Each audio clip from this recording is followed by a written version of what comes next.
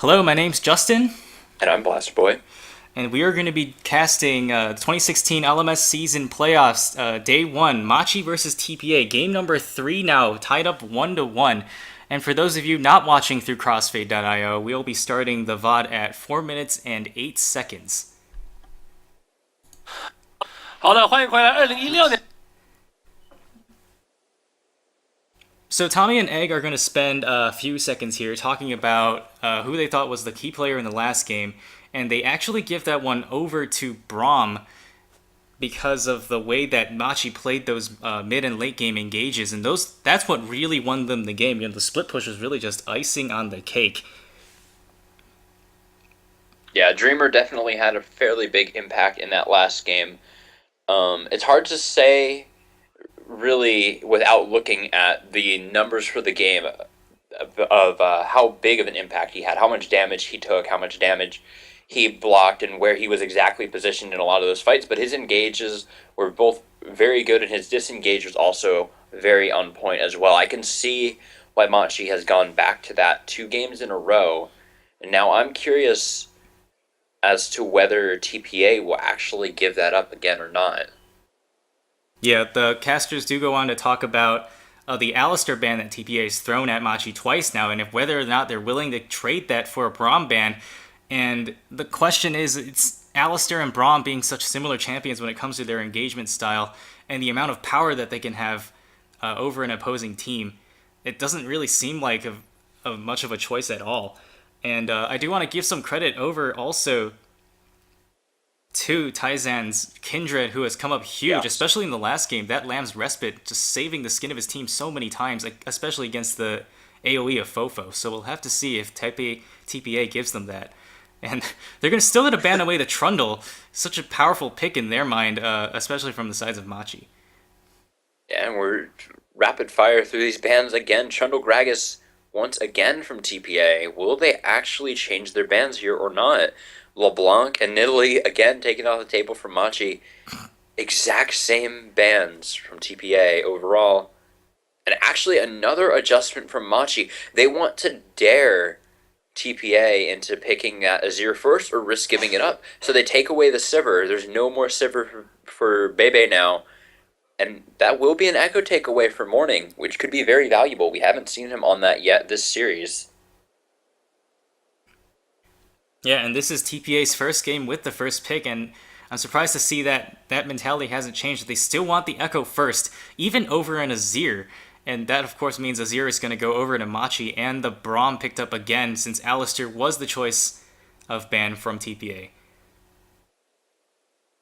See, I don't really know if I like that, honestly. I guess Dreamer's Alistair must be really, really good for TPA to ban it away 3 games in a row. Not only ban that away 3 games in a row, but also give him the only thing he's played so far.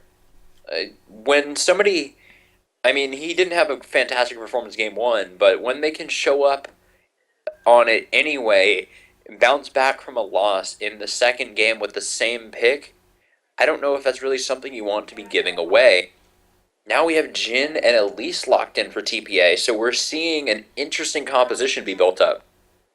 And a Varus hover, though, the mid lane already picked away from by Machi, so perhaps an 80 carry Varus, which I haven't seen in a long time, or much at all ever, since mid lane poke mana Varus is just so much more powerful.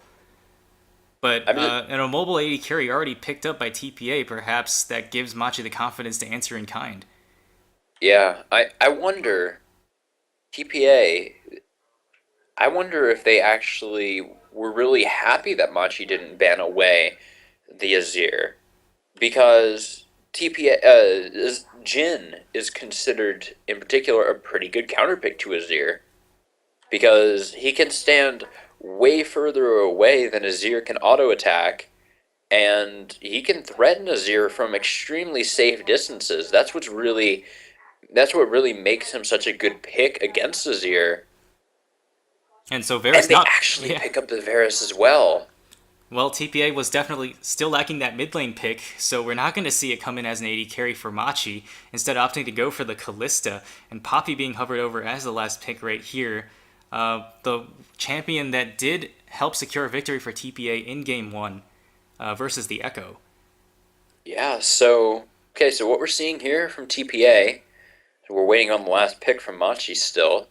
We're seeing a composition where TPA will just sit back pretty far and siege your turrets and then kind of dare you to engage on them. Because if you engage on them, they have Chain of Corruption, they have Cocoon, they have Parallel Convergence, they have a Death Sentence.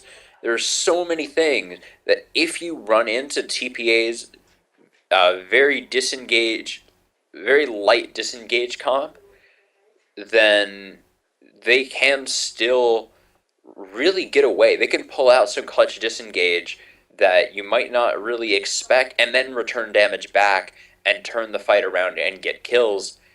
Callista is extremely dangerous into this type of composition, I feel, because she doesn't have really anything that Machi needs, honestly. She can throw Braum in, but that's really all she'll bring to this composition. She won't be able to hit anyone until very late on in the fight, except for Morning. Yeah, I feel like that's going to be her main contribution to these team fights with the Fates Call, because that's really all that Machi needs in order to bypass this light disengage that you were talking about. Yeah. That I feel like the strongest that we've seen coming out of TPA so far is probably the box, and that's going to keep most of Machi away for just long enough for him to back off.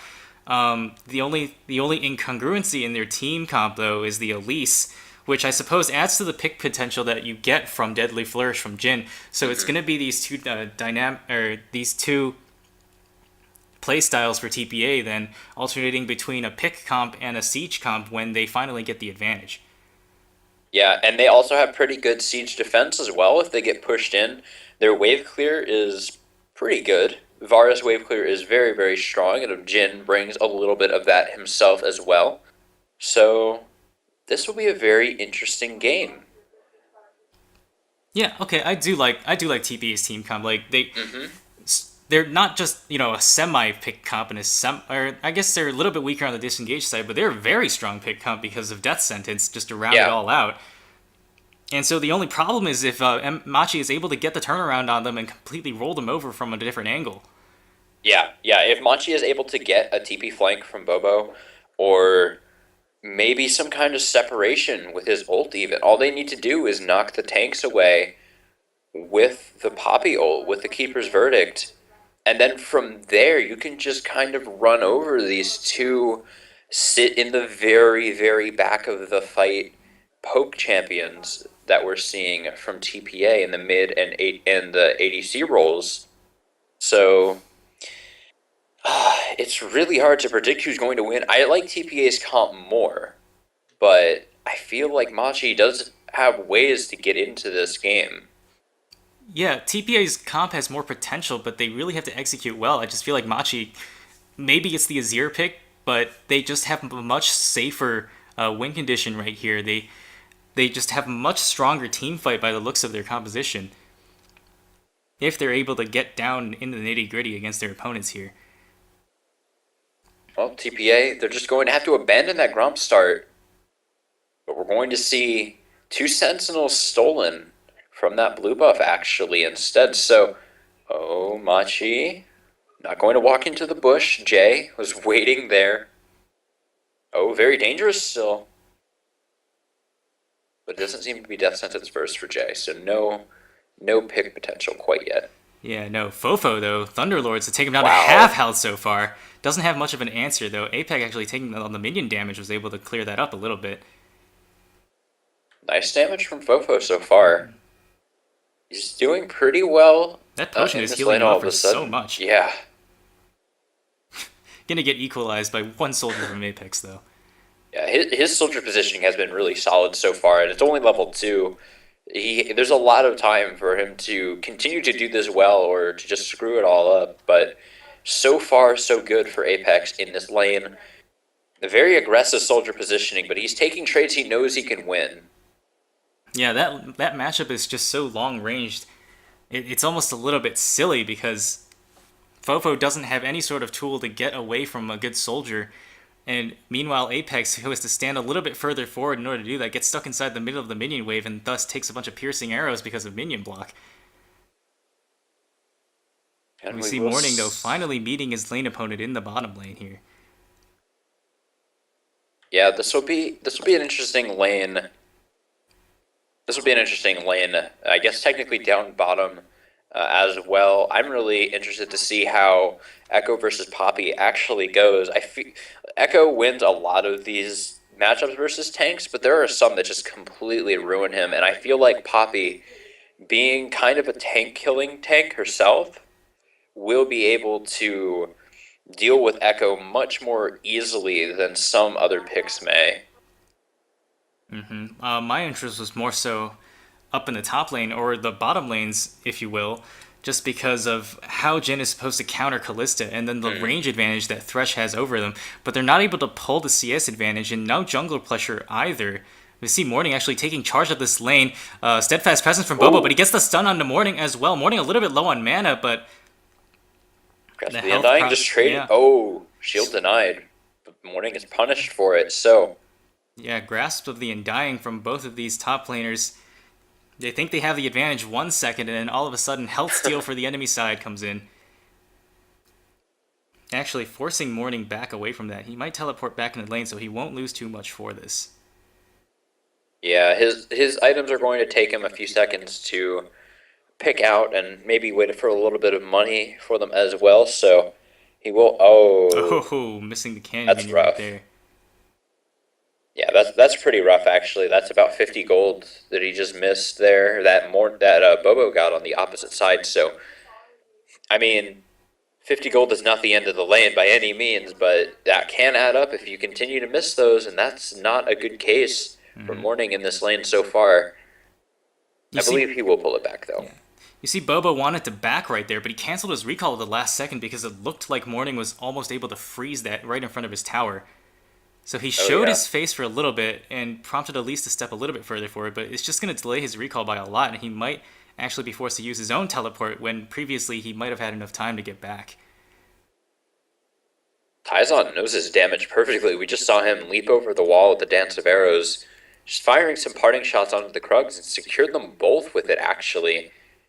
Pretty efficient clearing from him. It doesn't really mean anything, but it looked pretty cool. It shows that he knows his way around Kindred, as he's played it 3 times this series already to varying amounts of success. Overall, he's finished his Devour at a decent time in all the games, though.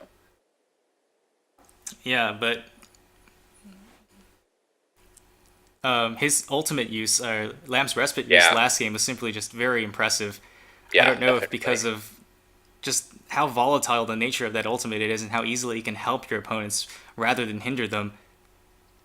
Yeah, even in the first game, even though they lost, and nobody on Machi did amazingly or had really super standout performances, he did still have good ults. Tyzon still positioned his ults well enough that he was able to keep his allies safe while keeping the enemies outside of it. And it ended up working pretty well in their favor in actually both of these games so far. I wouldn't be surprised whether TPA wins or loses this game. There's still guaranteed to be at least one more after this. I wouldn't be surprised to see TPA take it away, but I don't know if they would actually opt to sacrifice one of their existing bans. That's one of the big things at TPA. They've been stubborn in their picks and bans so far. And I feel like if Machi just keeps making these even just small adjustments, Dreamer that with could the be stand behind me big. onto the minion, forcing a flash from BB already, who does get stumped, but Dreamer is actually the lowest one in this fight. Does flash away though. Dreamer now almost going to die to Jay, perhaps. Jay doesn't have damage, obviously. D in a little bit of trigger. Dreamer still applying the passive though, is forced to jump away. Refrain barely missing the cocoon. Is he going to get the has to repel in order to counter the flash from Dreamer though. This fight is across the map right now, and that's 2 kills for TPA though. Fofo even walked all the way up as well. He didn't get anything for it, just a little bit of experience, but he was there. So Bobo canceled his teleport, or was it Morning? I think because Morning probably canceled it. yeah, We should see, hopefully. it's just with how much time that it takes parallel convergence to actually Yeah. stun. I'd be very surprised if he was actually able to do that. Yeah, I think from what I saw, I looked at the minimap right after I noticed the teleport was canceled, and Bobo was out in the middle of the lane. So we might actually see it here. Maybe not. Okay, so we get the stun. Okay, never actually mind. cut short because Tyson's about to die. Oh, the Oh, preemptive Morning. flash from Morning. Taizan just Morning outplaying himself right there. Oh, he should have ulted back. I think he should have ulted. Now he's not gonna find him. Tyson, good morning. Oh no. Oh, that just feels terrible for Morning. He was so sure that he was going to predict Tyzon's jump over that wall, or hit him with the time winder on the way out, but neither ended up happening in the end, and it cost him the kill. Brutal. Yeah. Actually, I don't think Taizan had enough mana. He was very low. Might not have had Oh, enough for the dance of discount there for arrows. Morning in that case. Then that's almost even worse. Yeah, I'm not just gonna say that was a complete goof on Morning's part. Yeah, you can't really say anything more or less about that, honestly. Taizan sitting there scratching his head for a few seconds there, but Morning Oh. hoping to redeem himself with a double stun Whoa. onto D, actually doing a ton of damage. That would see that triple proc from the passive right there. Yeah, and the follow-up damage you're able to throw in afterwards, just the extra autos and everything you're able to see. Okay, so Tyzon, We're gonna see this beautiful play right Oh, here yeah, once again. Time winder barely missing. Oh, You and know, the red he buff did- decides to give up too. Tyzon did have flash though. It would have been logical for Tyzon to flash that wall, but Morning, he just jumped the gun, and he had the speed boost from his passive. It got him to the wall quicker, and he thought for sure that Tyzon would flash it, but then Tyzon realized beforehand and was able to react in time that Morning thought he was going to go over the wall, and so he just didn't and went a different direction. He was moving, Oh man. moving so fast is the in-game equivalent of tripping over his own feet, I suppose. Yeah, really. Here comes Refrain looking for a dive onto Bobo. Death Sentence does not connect, and the creeps are here to block the cocoon. So it will be thwarted for now. Will they reattempt? Don't know if Bobo is aware that the enemy jungler is here. He has no clue. There's Yeah. no vision for him at all. No pings onto that bottom side as well. And Here he comes is. Refrain though. Is the cocoon gonna land? Oh, way wide. Oh, but the whoa. deadly flourish though gonna land, and And that's the curtain curtain call. 2 more shots. Oh, he's not even close to the out of the range. He just sidesteps it instead. And I thought he was out of the range too, but the UI ends up blocking. A little cut in the yeah. there. Unfortunate. But he does get out in the end. And only at the cost of his flash for, well, an ultimate and a bit of time, but they lose a turret for it. That's the first turret of the game for either team because of the lack of lane swap. And Machi, they've just committed just full on to staying top right now. TPA, they're falling back to get the dragon, but Machi can continue pushing if they want to. Right, we do have Morning moving up. Maybe the same thing will happen here. They're up and gonna go for that one, but that is the dragon for TPA. It wasn't even turret trade in the end, and Machi, thankfully for them, not giving over another kill. Yeah, another first dragon for TPA, though. They did it last game, I know for sure. I can't recall if they did it in the first game or not, but, I mean, so far, let's just assume that they only did it in game 2. They didn't win that game, so, I mean, that usually wins teams games pretty often, but not the case so far for TPA, perhaps. But nonetheless, that is an advantage for them. Anyway, Apex still taking taking so much damage. Man, so much poke. This is the power of the comp. They set up at the turret, and they just throw the spell. Tyzon loses a quarter of his health to one piercing arrow. Serrated Dirk is doing a lot of work for Fofo right now. Nearly hits D as well. Man. Yeah. Or just a testament to how squishy Kindred is as a champion. You gotta make up for that invincibility ultimate somehow, Yeah. right? And Yeah.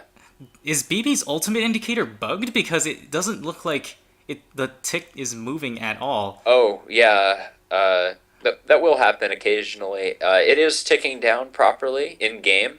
And there it is. It just came off cooldown now. Okay, yeah. That was weird. Because Yeah, I was a looking little for bit it when odd. he almost landed that deadly flourish onto Apex. I thought that was going to be the follow-up, but then just a completely black icon. That was kind of strange. Tyzon is actually extremely low. He's even lower than Apex was a moment ago. So he has to back off now. Hey, So much pressure coming out from this TPA comp. This Yes. is nice for them to show a different playstyle, though. TPA playing their composition to a T right here, and one last shot in the mid lane. Apex the only person that's sticking around now. Another piercing arrow to him to take him down to half. Deadly flourish though, just barely missing. And the double The double Deathfire touch is pretty big as well. Dreamer just soloing the Rift Herald for a little bit there. Tizen and D will be showing up, likely going over to Tizen again. I wouldn't be surprised. That's where all of the Heralds have gone thus far, and it will be the same once again. But now Machi, they were looking to push towards top potentially, with Bobo being pushed pretty far up there, but they decide against it.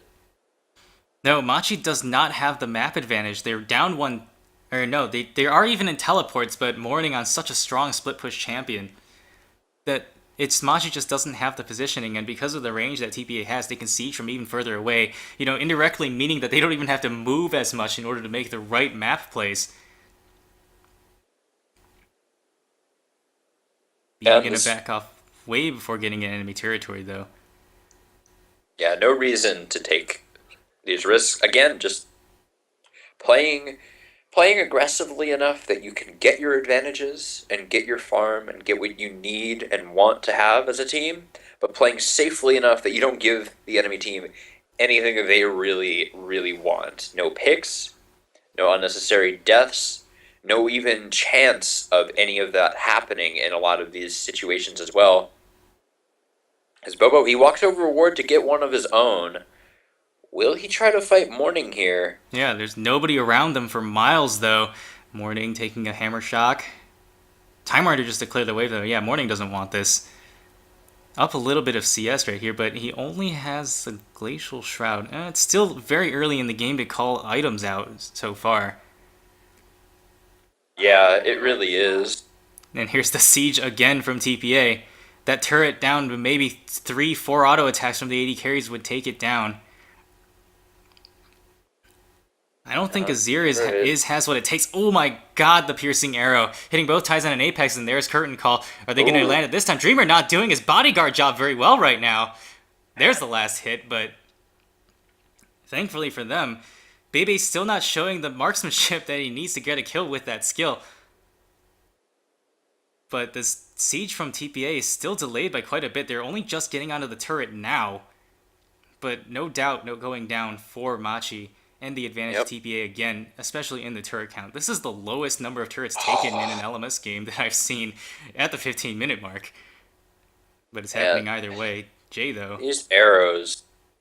Man, every time I see a really good Varus mid like this, it makes me want to play Varus mid again. I haven't played it ever since, since like Power of Evil brought it out about a year ago now.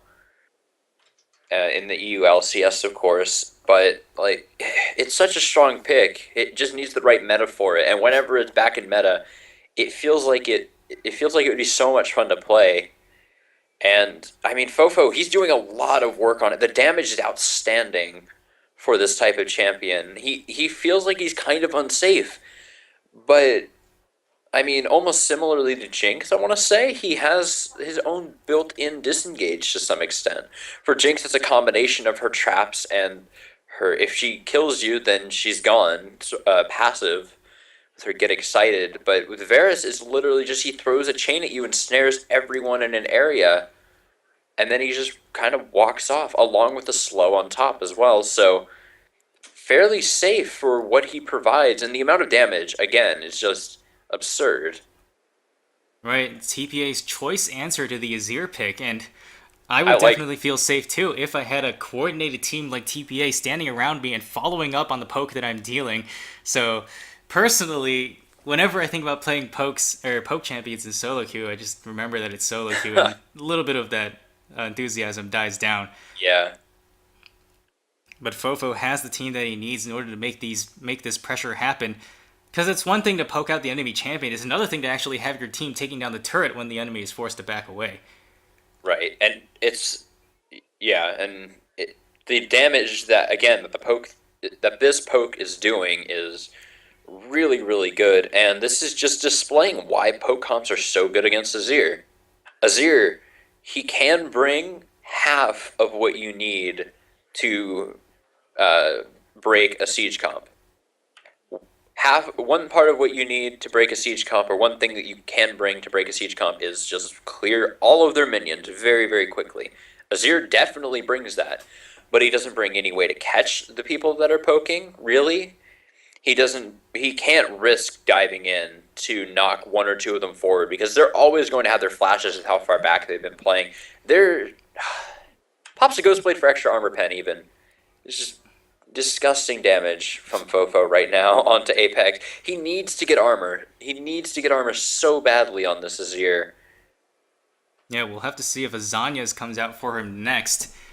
He's so... Man.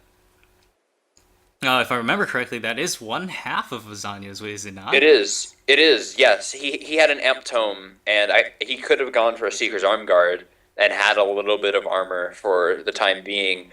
He opts for more damage instead. That can build into Zhonya's. That is one half of the major components for Zhonya's. But it also could go elsewhere. I don't think that it will, and I really hope that it doesn't. Right, honestly. yeah. There's a blue buff secured, actually, by Taizan. Dreamer gonna Dreamer, take a he's cocoon caught. and a deadly flourish. Morning wants the stun too. So That's much death. CC. Yeah, and Refrain actually takes that kill. Maybe not the most useful, but D has to dodge this hail of bullets and does it so masterfully.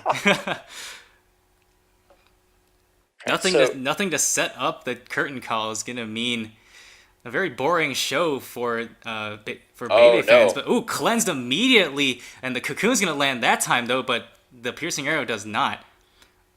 And that's Chain of Corruption down for Fofo, a masterful cleanse from Apex, but maybe one that he would have preferred not to use. Oh my gosh. Taizan dies in 3 of those, I bet.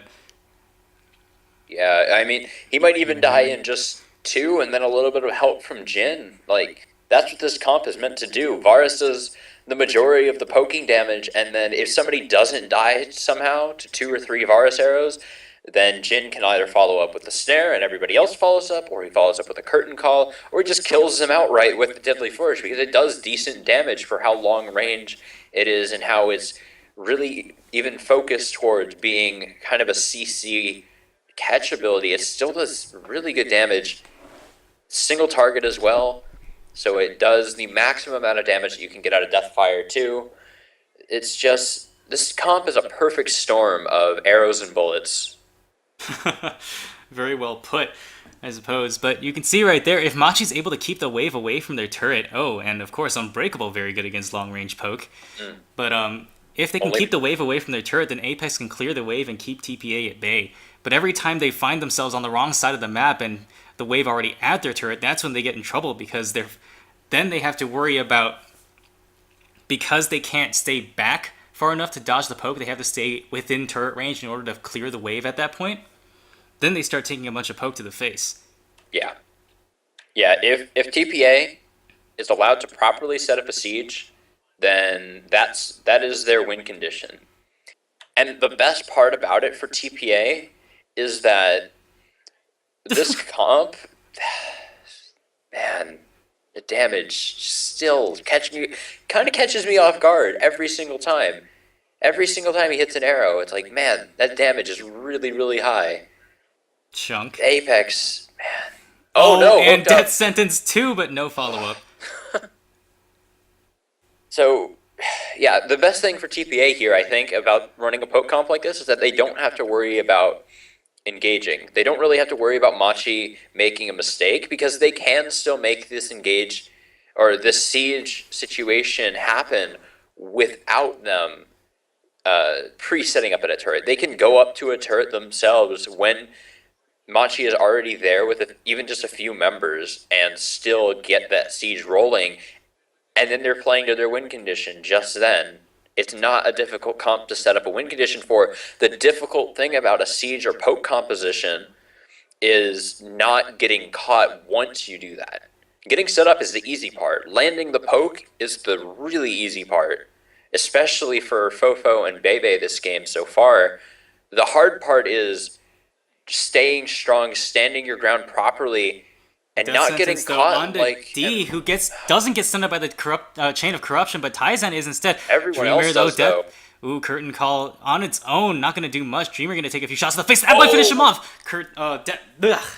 Man, Fate's call though to save his life, but Taizan's the one that's low now. Yeah, if TPA was getting caught while sieging, like Machi is, unfortunately, then they would be in an absolutely terrible Nope. position. There goes Fofo right back to base. Bobo versus Fofo, but Apex down to 200 health. Echo's actually doing a little bit Oh, more. Bobo Bobo gets caught. caught though, and his team is forced to back off already. Oh, no, Tyson Jay. actually jumps in. He's forced to pulp the Lamb respite, but the Glacial Fissure going to keep the rest of the team at bay. Tyson's going to die either way, and Fofo is still at full health now. 3-4 arrows thrown into that fray, and the kill onto Tyson. Not a poke kill, but a botched engage by Machi. And this comp's just showing up so much for TPA. They still haven't lost a single life yet. They've only Apex, lost one turret the whole game. Apex just hasn't been there. The last 2-3 minutes, Yeah. he's been running back and forth between top and mid, but never really actually being in either lane. And then Yeah, so that fight just Tyson just gets overzealous and gets hooked and gets dead. Yeah. Yeah, the really, really hard thing for Apex is, again, like, we mentioned this in I mentioned this in Champ Select, Jhin is considered a counter to Azir for this reason. Azir is not an engaged champion. He can technically engage, but he cannot afford to do that in a normal situation. Oh, Morning gets the blue buff. Oh, Morning. Smile on his face again on the player cam. Man, TPA, you said before, just before Game 1, when the players came out on the stage, probably the happiest team of League of Legends players you've ever seen.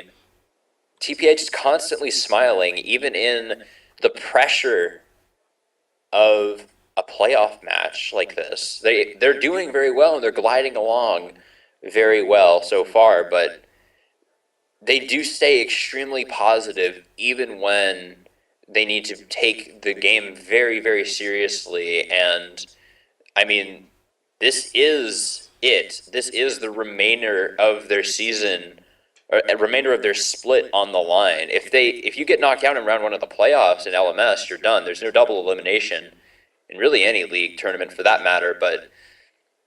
And Gauntlet style especially. There's so much poke again. Everyone getting caught. Could kill Tyson right now. No, it has Dance of Arrows to dodge the last shot. Nearly gets clipped by a piercing arrow, however. And that'll hit Dreamer. Jeez. 5-level advantage for Fofo over Dreamer right now. And the positioning on the turret, of course. And Morning definitely in a good mood. You know, this is his first good game. Last 2 games didn't go so well for him very early. Oh my god, Emperor's Divide missing completely, though. Morning's going to be happy about that one, too. And does he get the stun onto the parallel convergence? No, because the rest of his team has to walk around. But, oh man, Apex not having a very good game at all. Thought he finally had a chance to show off that Emperor's Divide, but wasn't able to land it. Yeah, they did extend the range a little bit behind Azir a while ago, but yeah, Morning just not quite close enough. 0 dragons still for Machi. And so a near perfect game right now for TPA. That siege composition is just so hard for Machi to comprehend and overcome. Because that TPA is always on the other side of the map, they're able to dictate the retreat paths as well, and it gives them, you know, the freedom to back off to that dragon, even after Morning is almost picked off. Yeah, TPA, they have so much control right now. We are seeing vision. Are they going to go for this? Oh my gosh, they're going to go for this. There's no vision for TPA. They don't know this is happening. They're going to melt it so quickly. This is a Tyson Kindred special, but they give up. Yeah, it was checked by the Deadly Flourish from Bebe. So they did have suspicions about it happening. They just didn't quite know for sure. But they do thwart the attempt. Very close for Machi, though. Yeah, ever since the release of Blue Trinket, and then we have all these long-range skills being released, which is like Tempered Fate, Deadly Flourish. All these skills, you know, even not... Deadly Flourish being unique in that it's a non-ultimate, but it's just become so much harder to sneak Barons, and really not rewarding teams the effort in order to clear out vision around that area. But it hasn't really helped Machi so far with their map movements, because they're just lagging behind all the time. Yeah, and now they're being pushed into a corner. Now they're having to play. They've been having to play reactive pretty much this entire game. That's been the really big thing from TPA, that they've been pushing proactively. They've been the ones to make the calls and say, you will go here right now or you will lose this turret. And sometimes they'll play it just so that even if Machi does respond properly and they do go there, just then, they still lose the turret. Anyway, Tyzon and Jay unknowingly having a staring contest here. Oh, they do! Well, they know, of course. Thailand doesn't even pop the Lamb's Breast because it would not have been worth it. And that's TPA. 5 kills to 0, or they're going to go for this Baron too because the jungler is dead. He got chain stunned. He couldn't even attempt it if he wanted to. That'll be the Baron now with the smite out of the question. Again, so much poke. This is just like another turret, basically.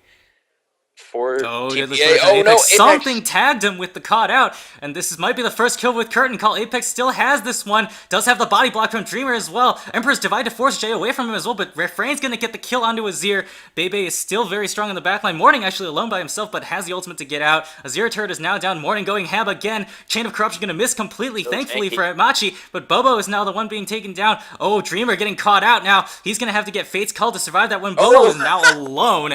He might go down. Oh, actually, Heroic Charge to try to get out of this one. Kindred ultimate at the last minute to save his life. Morning might meet up one now, regretting this one. Bobo is going to get out with his life. But still, all 5 members from TPA are in the base now, in position to take down this inhibitor turret. And TPA might not be able to get another kill, but they're certainly going to be able to get this inhibitor. TPA, they look like they were on shaky ground for a little while, but they stand strong and they're able to find a way to keep everyone alive in that fight. Even with Morning was on the back line for so long in that fight, and TPA is still not giving up a single kill this game.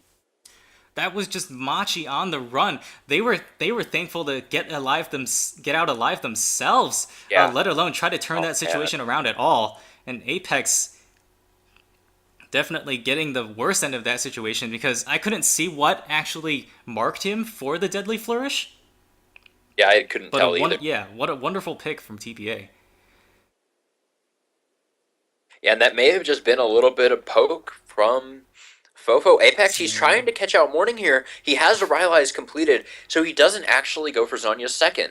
He goes for Rylai's instead. Okay, so we're going to see what happens here. Well, kind of. Apex, he has to cleanse the snare from the Deadly Flourish just to make sure it's not comboed on, and then he EQs away. Then he goes down to Refrain in the backline, and he just repels up, drops turret aggro, gets out. Morning also drops aggro, and then dives on. Look at how much damage that Echo does. Yeah, this is the power of Tank Echo. This is why Tank Echo has a 57% win rate in solo queue right now. He's the highest win rate tank at the moment. I said this, I believe, last game. The damage that he does is just ridiculous. He's able to dance in and out of the turret with the Lamb's Respite to keep him alive 100%, but he doesn't even fall low enough to need it. He just picks up the heal and says thanks, and then just kind of casually walks away. Apex clipped again. Now this is a mortal reminder for Fofo. Oh. So now he's applying grievous wounds with every single shot. Apex is caught. This would be the curtain call for the end of all curtain calls. No, Dreamer again with the body block. Didn't even need to pull that last one. Man, BB just can't catch a break, but he probably doesn't need it because the rest of his team is doing just fine. This honestly could be TPA just pushing in one of the other lanes, going for another inhib. Bobo, if he stays here, he's going to get caught, but he will not stay. He will not get caught this time. And that's going to be it. He's going to have to back away. And now, Machi, they have to regroup under this turret. They have to do something. Apex has to do something big. Otherwise, his team is just going to lose this here. And he might get engaged on even... Not quite. Bobo's already chunked down to have to. Apex takes the hook to the face, and Dreamer for the backup, but Apex is going to die. No, flashes into the Lamb's Respite to stay alive, but that's already so many members from Machi already down too low to defend this turret. Morning with almost no mana left and down to half health, though. Machi needs to go back and heal up. This may be their chance to grab this one. Morning doesn't have teleport for another few seconds here. But no, they're just going to defend the turret. TPA smartly backing off. Yeah, they can just go for this fourth dragon, honestly. So now, with this fourth dragon, they'll take reduced damage from turrets. That's going to be huge. 20% reduced damage from turrets for every single player on their team. That means Morning can dive for even longer. That means Refrain can dive for even longer. That means that even Bebe or Fofo can dive the turret for longer if necessary. Machi's making a huge move towards the Baron as a group here. They just can't do it. They just can't. They just don't have the control to be allowed to do this. Machi, they're pinging out this pink ward here. They know that TPA has it, and they're warning them. They're warning each other that it could have been a potential TP in for Morning. They're going to clear it out in time, luckily. But Machi, okay, they have to regroup. It's only 6 kills to 0. 5 of them are on Refrain, for the record. There's only 1 kill anywhere else in the game, and that's on Bebe, which is really good, by the way, for TPA. Bebe actually went Phantom Dancer. I've never seen that on Jhin. Yeah, usually you want that wave clear, but I'd say TPA has plenty of wave clear to go around already. Fofo really all they need, but the engage onto Fofo, though. He might be caught out for the first time ever. He goes down, and that's Bobo for the kill now. Finally, an advantage taken from Machi there. They're going to grab this outer turret, though. Only their second turret of the game right here, but this is going to be their reprieve for a few seconds here as Fofo waiting to respawn. Morning doesn't want to go in without him, and Bobo getting stunned or snared up by the Deadly Flourish, but the Azir turret's going to stop. No, actually, obviously there's no sticking around right there for Machi, despite having a man up. Just too far behind right now. 10,000 gold already. What? They're going for the Baron. Yeah, this is definitely very risky here. Morning with the early engage from Dreamer, but he's dead as well. DE gets snared up by a Cocoon, actually, and that's stun on the Refrain as well. Bobo has the ultimate to pop away. At least, oh no, that was Morning, and actually he ults back into position, and Jay takes down Taizan as well. Cocoon on Apex who cleanses it. Emperor's Divide finally coming on to try to save his team. Bobo's the only one peeling now, takes the hook. He's gonna get the rest of his team out alive, but he might not be so lucky. We hear Bebe with a ton of damage onto him, the crit to finish him off, and Apex is out of mana and finds a teleporting Morning, cutting off his escape path. Morning might be able to double kill them right here because he is so strong right now. Repel not going to get Refrain into position, but Morning still on the chase. The stun from the parallel convergence, and D is the only one alive right now, and that's the ace. Double kill for Echo, and probably the game for TPA. That will be it for TPA. There's no hope for Machi. They got 1 kill the entire game. And I mean, this game, it must feel terrible for Machi to barely even get a single kill, but that 1 kill must have felt really, really good. Dreamer now going to be caught out as well. Members are respawning from Machi, but none of the ones that really matter are going to be respawning for ages, and that's going to be it.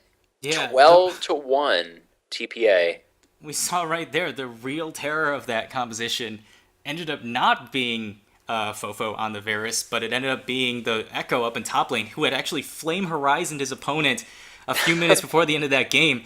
So we saw a 10,000 gold lead, maybe only a small kill difference, but that CS difference was huge, and just goes to show how much faster TPA was at moving around the map and making sure that their top laner was able to get the farm that he wanted. And just overall, as a composition, Machi was just so slow. Was Sivir banned that game, or was that the last game? Because something like that would have really helped them out. Yeah, Machi ended up banning that away. They didn't want to give TPA another composition like they had already gotten, because, I mean, even though they were able to beat it in the last game, they didn't really seem all that comfortable going up against it in game 1, and that ended up costing them just because it took them so long. And man, this pick ban is going to be difficult for Machi. Yeah, that was just completely outdrafted and outsmarted right there from TPA. I hated that Kindred pick because it does nothing against a poke composition. They needed some form of engage. They needed even something like Bard if he was able to magical journey to help move his team around faster, which meant that they would have needed some sort of engage on their jungle. I think that would have fared a lot better, but TPA definitely had the last call in the champ select to wrap that around in their favor. So simply outdrafted, and we'll find out if that happens again in Game 4.